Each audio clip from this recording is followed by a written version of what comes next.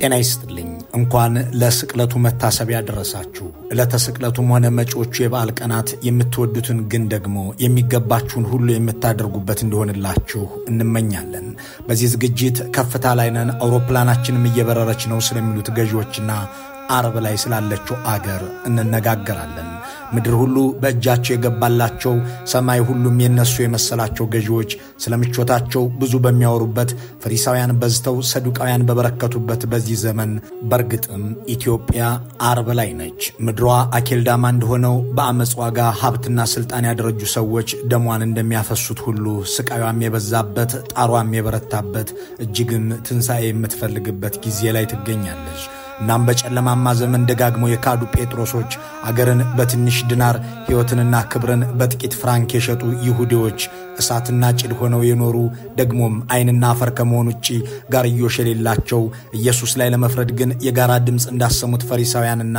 የካህናት አለቆች ፍትህን በደዌ ያደረጉ ፍርደ ገምድሎች ከሁሉ በላይ ስልጣን አለን የሚሉና ከመሰዊያው ከሚገኘው ስጦታ እየተካፈሉ ያሉት ዘራፊዎቹ የኢትዮጵያ ሰዱቃውያን የትኞቹ ናቸው ብለን እንፈልጋለን በይሁዳ ክህደት ተጀምሮ በአይሁድ በፍርደ ገምድል የፍርድ ሂደት አልፎ በመስቀል ሞት የተጠናቀቀበት የክርስቶስ ታሪክ በፖለቲካ ትርጉምም የመከራና የስቃይ ጥግ ማሳያ ነው ይህ በፖለቲካ መነጽር የመንግስት የህግ የሥርዓትና የሥነ ምግባር ውድቀት መገለጫ ነው በስቅለት ቀን የዘመኑ መንግስት መሪዎች ኢየሱስ እንዲገደል ወስነዋል ስቅለቱ በመንግስት የተከናወነ የፖለቲካ ግድያ ነው ማለት ነው የአይሁድ ባለስልጣናት የራሳቸውን ወገን የሆነውን ሰው ጨቋኝ ለሆነ ባዕድ መንግስት ለሞት አሳልፈው የሰጡበት አሸማቃቂ ክንውንም ነው ይህ ክንውን ብዙ ፖለቲካዊ ትርጉሞች የሞሉት ነው እናም ኢትዮጵያ አረብ ላይ ነችና ደግሞም እጅግ ትንሳኤዋ ያስፈልጋልና እንደገናም ከሞት መዳን አለባትና ከቀኑ ጋር እናነጻጽራታለን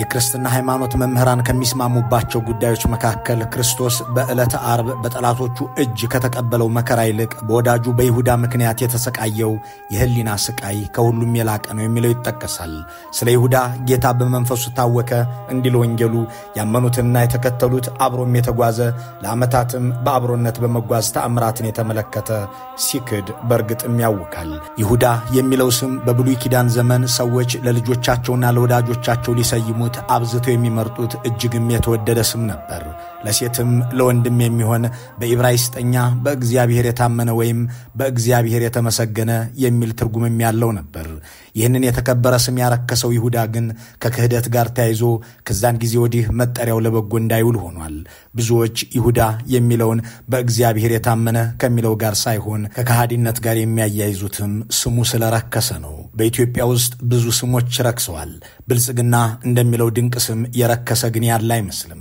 ኢትዮጵያውያን በበዓላትም ሆነ በመሰል ዝግጅቶች ጊዜያት የብልጽግና ያድርግላችሁ ተባብለው መመራረቅ ልማዳቸው ነበር አሁን ግን ብልጽግና የሚለው ስም ሲታወስ ከገዳይነት ከጨፍጫፊነት ከጭካኔ ከሴራና ከእልቂት ጋር የሚዛመድ የክፉ ሰዎች ማህበርና መጠሪያ መስሏል አንድ ሰው ብልጽግና ነህ መባል የሚያሸማቀቀው ብልጽግና ነኝ ማለትም የሚያሳፍረው ዘመን ነው እናም እንደ ይሁዳ ከረከሱ ስያሜዎች አንዱ ብልጽግና ነው ማለት ይቻላል በነገራችን ላይ ብልጽግናንና አለቆቹን ለማወደስ የሚሞክሩ ሊያሽሞነሙኑም የሚከጅላቸው ጥቂት የማይባሉ አይሁድ መኖራቸው ለይሁዳ ወንጌል የጻፉለትን ሰዎችም የሚመስል ነው ይሁዳ ከካህዲነትና ጌታውን ለዲናር ከሚለውጥ ሆዳም ጋር መነጻጸሩ ያበገናቸው የግኖስቲክ መናፍቃን በሁለተኛው ክፍለ ዘመን ልክ እንደነ ዮሐንስና ማቴዎስ የይሁዳ ወንጌል ብለው እንደጻፉለት የሃይማኖት ታሪኮች ያስተምራሉ ይሁዳ ተበዳይ ሰው የክርስቶስን አዳኝነት ያውቅ ዘንድ የተሰየመ ጻድቅ አድርገው ሊያሽሞነሙኑት እንደሞከሩት ሁሉ ብልጽግናንም እንዲሁ ሊያሰማምሩት የሚቃጣቸው ጥቂት አይደሉም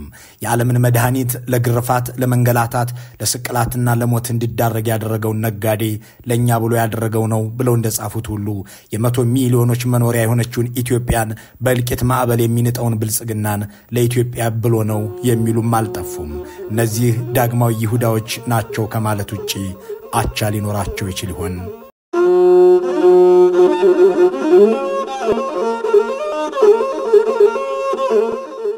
ለስቅለቱ ምክንያት የሆነውን ክህደት የፈጸመው ይሁዳ ጌታውን ለገንዘብ ከመለወጡ በፊት አይሁድ ክርስቶስን ለመግደል ብዙ ጊዜ ሴራ ሸርበው ሞክረውም እንደነበር ታላቁ መጽሐፍ ያስተምራል። ሊወግሩት ድንጋይ ያነሱ፣ ኢየሱስ ግን ተሰወረባቸው ተብሎ እንደተጻፈ ሴራቸውን አልፎታል። የአይሁድ ካህናት አለቆችና ሽማግሌዎች ቀያፋ በተባለው የሊቀ ካህናት ግቢ ውስጥ ኢየሱስን ለመያዝና ለመግደል ሞክረው አድርገው ወስነዋል። ግን ደግሞ ብዙ ሕዝብ የሚከተለው በመሆኑ ጭር ሲልና አድርገው ብለው በወሰኑበት ወቅት ነው ይሁዳ ከረቡዕ ሸንጎ በኋላ ከደቀ መዛሙርቱ ተለይቶ ወደ እነሱ ይሄደላቸው። እሱም ጌታውን ክዶ በስውር አሳልፎ እንደሚሰጣቸው ሲናገር ተደሰቱ። ገንዘብ የሚሰጡት ዘንድ ቃል ገቡለት። አስቀድመው ሊገድሉት የወሰኑበትን ግን ሕዝብ የማይኖርበትን የአዘቦት ቀን ለማግኘት የሚጠባበቁለትን ክርስቶስን በጨለማ ጠቁሞ ስሙ የሚሰጣቸውን ደቀ መዝሙር ቀርቦ እኔ አሳልፌ እሰጣችኋለሁ፣ ምን ልትሰጡኝ ትወዳላችሁ ብሎ ሲጠይቃቸው ፈነደቁ። በመጨረሻም ሕሙማን የሚፈውሰውን፣ ለምጻሞችን የሚያነጻውን፣ አጋንንትን የሚያስወጣውን፣ ሙታንን የሚያነሳውን ጌታውን በ30 ዲናር ሸጠው። ከዚህ ጋር ያለውን እማሬ ወደ ኢትዮጵያ እናምጣው። ኢትዮጵያን ሊያጠፉ ሊያፈርሱ፣ ሉዓላዊነቷንም ሊገዙ ያሰፈሰፉ አያሌ ኃይሎች ከካይሮ እስከ አስመራ ድረስ ነበሩ። በብሬትን ውድስም ነበሩ። አይሁድ ኢየሱስን ለመያዝና ለመግደል አስቀድመው እንደተማከሩት ሁሉ ግብፅና ሻቢያ ኢትዮጵያን ለማጥፋት ለመበታተን ከተማከሩም ከወሰኑም ቆይተዋል። ዋሽንግተን ሰራሾቹ እና IMFና ዓለም ባንክ ኢትዮጵያንና የገበያ ሉዓላዊነቷን ለመግዛት ከቋመጡ ውለው አድረዋል። ይሁን እንጂ ከኢየሱስ ደቀ መዛሙርት መሃል ይሁዳ እንደተገኘ ሁሉ ከኢትዮጵያ መሰል ሰው አልገኝ ብሎ ብዙ ዘመናት አልፈዋል። እናም አይሁድ ኢየሱስን ለመያዝ እንደ ይሁዳ ያለ ከሃዲ ያስፈልጋቸው እንደነበረ ሁሉ እነ ግብፅና ኤርትራ እንደ አብይ አህመድ ያለ አገሩን ለዲናር የሚለውጥ አንድ ታዛዥ ሰው ያስፈልጋቸው ነበር። በመጨረሻም አደረጉት። ኢትዮጵያን ለማተረማመስ የሚያስችላቸውን ፈቃድ ወስደው በመሐላም ተጋብዘው የደም ምድር አድርገዋታል። እና IMFና ዓለም ባንክ የኢኮኖሚ ሉዓላዊነት ገዝተው የኢትዮጵያውያንን ሕይወት ያመሰቃቀለ የገበያ ውድነት እንዲያመጡ አብይ አህመድን የመሰለ ወኪል ያስፈልጋቸው ነበር። የዘ ኢኮኖሚስት ዘጋቢ ቶም ጋርድነር ጠቅላይ ሚኒስትሩ ስልጣን በያዙ በሁለተኛው ሳምንት የአሜሪካ መንግስት ባለስልጣናትን ሲያገኙ ከቶ ምን እንዳደርግላችሁ ትፈልጋላችሁ ሲሉ ጠየቁ ብሎ የጻፈውን እያነበብን ስንቀጥል አሳልፌ ስሰጣችሁ ምን ልትሰጡኝ ትወዳላችሁ ካለው ይሁዳም ብሰው እናገኛቸዋለን። ቢያንስ ይሁዳ ልስጣችሁና ስጡኝ የሚል የገበያ ድርድር ውስጥ ገብቷል። የኢትዮጵያው ጠቅላይ ሚኒስትር ግን ምን ልስጣችሁ ሲሉ እንጂ ምን ትሰጡኛላችሁ ሲሉ በዘአብይ ፕሮጀክት ላይ አልተጻፈላቸውም። የአረብና የሳባ ነገስታት እጅ መንሻ ያቀርቡለታል የተባለለትን ጌታ አሳልፎ እንደሰጠው ይሁዳ የአፍሪካ ታይገር ሆናለች፣ ብዙ ዘመንም ሳትርቅ መካከለኛ ገቢ ያላቸውን ሀገራት ትቀላቀላለች የተባለላትን ኢትዮጵያን ለኤርትራና ግብፅ፣ ለተባበሩት አረብ ኤምሬቶችና ለብሬትን ውድስ የፋይናንስ ተቋሞች አሳልፎ የሰጠው የብልጽግናው መንግስት ነው። ዓለም አቀፎቹ የገንዘብ ተቋማትም ሆኑ ኢትዮጵያን ለመናድ ሲታትሩ የኖሩት ሻቢያና ግብፅ በየወገናቸው ከተማከሩ ቢቆዩም ውሳኔያቸውን ለማስፈጸም አጋጣሚ ቸግሯቸው ሳለ አይሁድ የአስቆርቱ ይሁዳን በድንገት እንዳገኙት ሁሉ የአዲስ አበባው መንግስትም እንዲሁ ሆኖላቸዋል።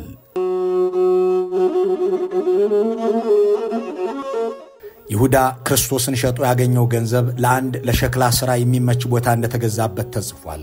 የኢየሩሳሌም ሰዎችም ያንን መሬት አኬልዳማ ብለው በቋንቋቸው ይጠሩታል። የደም መሬት ማለታቸው ነው። ብልጽግና ኢትዮጵያን ሸጦ ያገኘውን ዲናር ለድሮን መግዣ አድርጎ አገሪቱን አኬልዳማ እንዳደረገው ሁሉ በእስራኤል ምድርም በአመጽ ዋጋ የተገዛው መሬት እንዲሁ ነው። በዚሁ ዲናር በተገኘ ዶላር የተገዛ ድሮን ትናንት በጎጃም 121 ሰዎችንም ሲጨፈጭፍ ውሏል። ይሁዳ ከከሃዲነቱ በፊት የለየለት አስመሳይ እንደነበር ታሪኩ ይነግረናል። ኢየሱስን ለመሸጥ የተስማማው ረቡዕ ዕለት ነበር።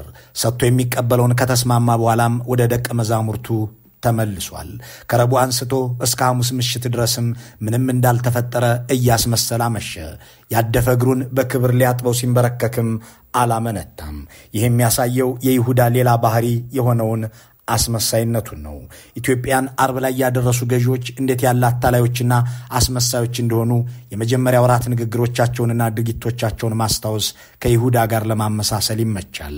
ያኔ በይቅርታ እንደምራችሁ እያሉ ሲያስመስሉ የሰላም ሐዋርያ መስለው ሲናገሩ እንዲህ የአገር ጣር ሊያበዙ መሆኑን በሂደት አሳይተዋል። ክርስቶስ ከደቂቃዎች በኋላ ወደ ገዳዮቹ የሚወስዱትን የይሁዳ እግሮች አጎንብሶ እንዳጠበው ሁሉ ኢትዮጵያውያንም ወደ እልቂት የሚወስዳቸውን መንግስት እግር ላይ ወድቀው እልልም ብለው ተቀበሉት። ልዩነቱ ክርስቶስ የሚሆነውን ሁሉ ያውቅ ነበር። የኢትዮጵያ ሕዝብ ግን የሚመጣውን የሚገነዘብበት አቅም አልነበረውም። ለብዙ ዘመናት ያመናቸው ልሂቃንም በይሁዳ እግር ላይ ተደፍተው ሲያያቸው ለመሲሁ የሰገዱ መሰለው። የማያውቃቸውን ንጉሥ ሙሴ ናቸው ሲሉትም አመነ። በመጨረሻም የመከራና የስቃዩን ቀን አርብን አመጡለት።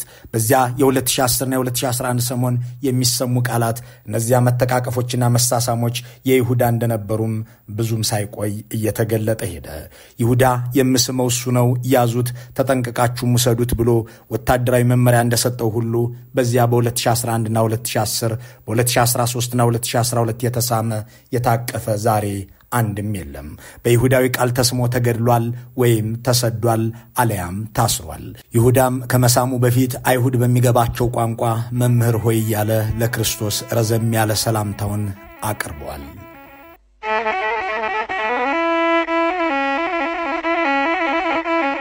ኢየሱስ የቀረበበት ክስ ንጉሥ ነኝ ብሏል፣ ፖለቲካዊ ስልጣናችንም የሚጋፋ ሆኗል የሚል ነው። በተለይም የሆሳዕና ዕለት አልዓዛርን በቢታንያ ከሞት ካስነሳ በኋላ የሚከተለው ሕዝብ ሲበዛ አይሁድ ጥላቻቸው አየለ። በጊዜው የተቋቋመውን ሥርዓት ለማፍረስ ሕዝብን አነሳስቷል ማለትም ጀመሩ። ዛሬ ፓርላማ ወይም ምክር ቤት እንደሚባለው ያለውንና በእንግሊዘኛው ዘግሬት ሳንኸርድን የተባለውን ፍርድ ሸንጎም ጠሩ። በዚህ ሸንጎ ላይ የተገኙት ደግሞ እርስ በርሳቸው የማይዋደዱና የሚጠላሉ ኃይሎች ናቸው።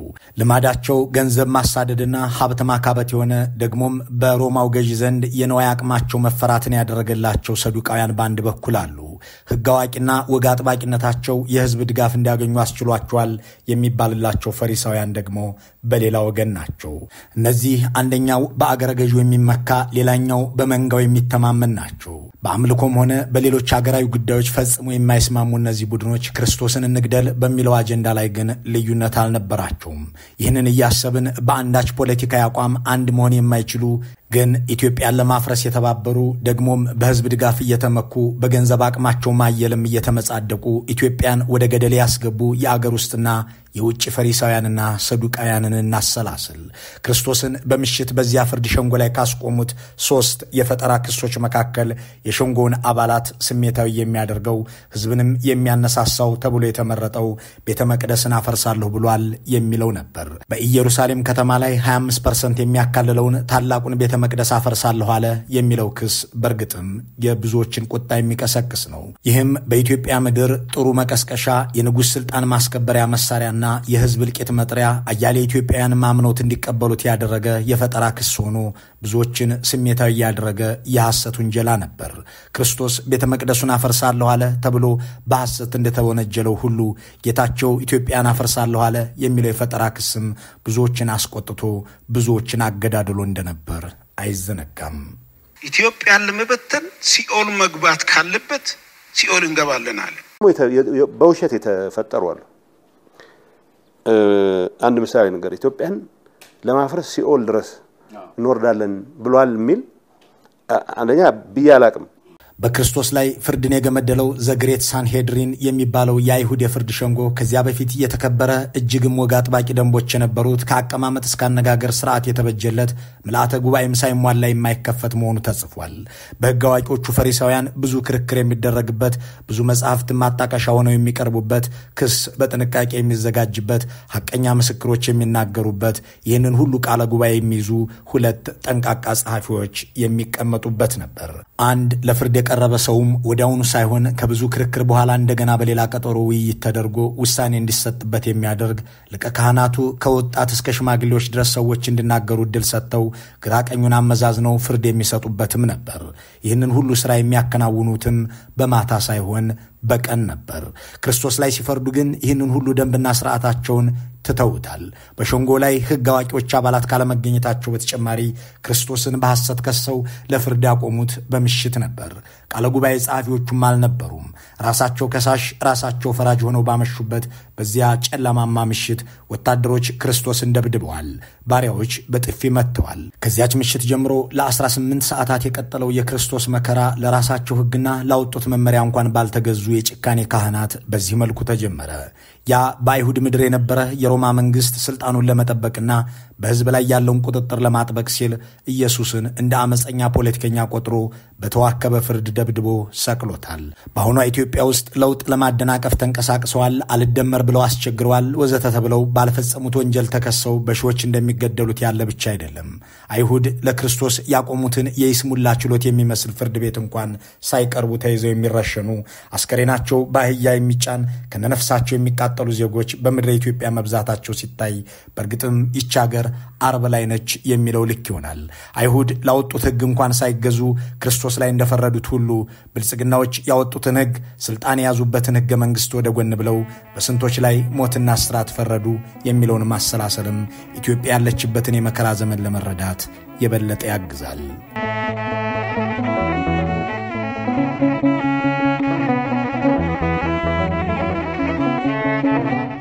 በአያሌ ወንጀል ውስጥ ተዘፍቀው እንደ ጲላጦስ እኔስ ከደሙ ንጹሕ ነኝ ያሉና ጥፋትን ለሌሎች ሰጥተው ከወንጀል የነጹ የመሰላቸው ከአሳ አጥማጅነት ጠርቶ ተከታዩ ያደረገውን በባህር ላይ መረማመድ ሆንለት ዘንድ የፈቀደለትን ከሰዓታት በፊት ተንበርክኮ እግሩን ያጠበለትን መምህሩን አላውቀውም እንዳለው ጴጥሮስ አያሌ ጊዜ ዶሮ ሳይጮህ አገርንና ወገንን ወዳጅንና ህዝብን የካዱ የብልጽግና ሹማምንት በእርግጥም ኢትዮጵያን ገፍተው አርብ ላይ አድርሰዋታል።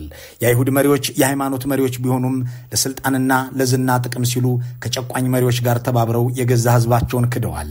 በሊቀ ካህናቱ ቀያፋ ይመራ የነበረው የአይሁዶች ፍርድ ሸንጎ ኢየሱስን ጥፋተኛ አድርጎት ሊፈርድበት ቢችልም ቅጣቱን የመፈጸም ስልጣን ስላልነበረው አይሁዳዊውን ኢየሱስን አሳልፈው ለሮማውያን ባለስልጣናት ሰጡ። የአይሁድ ሃይማኖት መሪዎች በተለይም የካህናት አለቆችና ፈሪሳውያን ይህንን ክህደት የፈጸሙት ኢየሱስን ለስልጣናቸውና ለሃይማኖታዊ ወጋቸው አስጊ እንደሆነ አድርገው ስላዩት ነበር። ህዝብን በተሳሳተ መረጃ በማጭበርበር ህዝብ ስለ ኢየሱስ አሉታዊ አመለካከት እንዲኖረውም ብዙ ፕሮፓጋንዳ ነዝተዋል። ስቀለው የሚሉ ቀስቃሾች በማሰማራት ህዝቡን በኢየሱስ ላይ በማነሳሳት ጲላጦስን በአስቸኳይ እንዲገድለው አጣድፈውታል። ይህን በማድረግ ስልጣናቸውን ከስጋት ያተረፉም መስሏቸው ነበር። ነገር ግን ክህደታቸው እነሱንም ሆነ የስልጣናቸውን መዋቅር አላስተረፈውም። የሮም መንግስት አይሁድን በተነ።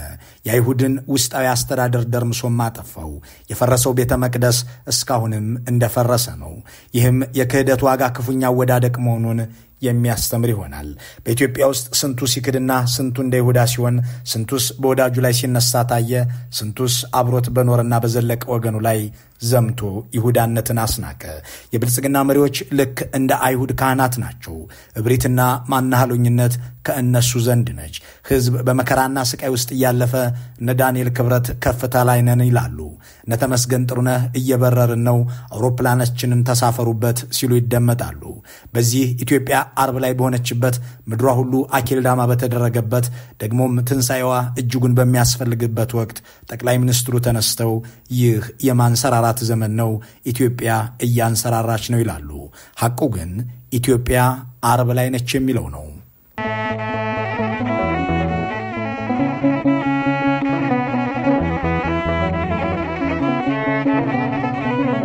ስልጣንንና የግል ክብራቸውን ለመጠበቅ በግል ፍላጎት የሚመራ አሰቃቂ ግፍ የሚፈጽሙ የፖለቲካ መሪዎች ማንኛውንም ነገር ከማድረግ ወደ ኋላ እንደማይሉ የስቅለት ዕለት ክንውኖች አስረድተዋል። እንዲህ ያሉ መሪዎች ሕግን አያከብሩም፣ ማህበረሰባዊ ጨዋነትን ይንቃሉ፣ የሥነ ምግባር ድንበሮችን ይጥሳሉ። ለስልጣናቸው ሲሉ ማንኛውንም ነገር ከማድረግ አይቆጠቡም። ይህንን ሲያደርጉ ለሻመታት በጥልቅ በሚወዱት የስልጣን ማማ ላይ የሚቆዩም ይመስላቸዋል። የሮም ሹሞች የአይሁድ ባለስልጣናትና ያስቆርቱ ይሁዳ የወሰዱት እርምጃ ከራስ ወዳድነት የተነሳ ነበር። በእነሱ ቀመር ኢየሱስን በመግደል ለስልጣናቸው ያሰቡት ስጋት መወገዱን አረጋግጠዋል። አርብ ከሰዓት ከይሁዳ በቀር ሁለቱም ኃይላት ኢየሱስ መሞቱን ለማረጋገጥ ሁሉንም ነገር አድርገዋል። የአርማትያሱ ዮሴፍ ባይቀርበው ኖሮ አካሉ በመስቀል ላይ እንዲበሰብስ ወይም የአሞራ ሲሳይ እንዲሆን ምኞታቸውም ነበር። በማግስቱ ቅዳሜ የኢየሱስ አስከሬን በመቃብር ውስጥ እንዲቀር ለማድረግ ሲጥሩም አሳልፈዋል። እንዲያም ሆኖ በስልጣን ላይ ያቆየናል ብለው የተማመኑበት መሳሪያ ማለትም የሞት ኃይል ኢየሱስን ይዞ ማቆየት አልቻለም። በእሁድ ማለዳ በትንሣኤ ኃይል የተሸነፈ ሆነ። በቆሮንቶስ ሞት በድል ተዋጠ። እንዲሁም ሞት ሆይ ድል መንሳት የታለ? ሞት ሆይ መድፊያህስ የታለ? ከክርስቶስ ጋር በሞቱ ሕያዋን ሆነናል ተብሎ የተጻፈው ቃልም ተፈጸመ። የክርስቶስ ትንሣኤ በሰቃዮችና በገዳዮቹ እንዳልመጣ ሁሉ ኢትዮጵያም ገፍተው ቀራኒዮ ላይ ካደረሷት በዕለተ ዓርብም ላይ ካቆሟት ገዢዎች ዘንድ መዳንን ታመጣለች ተብሎ አይጠበቅም። መፍትሄው አሁንም የመዳኛ መንገዱን ለመፈለግ ህብረትና የጋራ ሀገር አለኝ ማለት፣ ለዚህም መተባበር፣ ሰላምንም አብዝቶ መሻት መሆኑ የሚያከራክር መሆን አይችልም።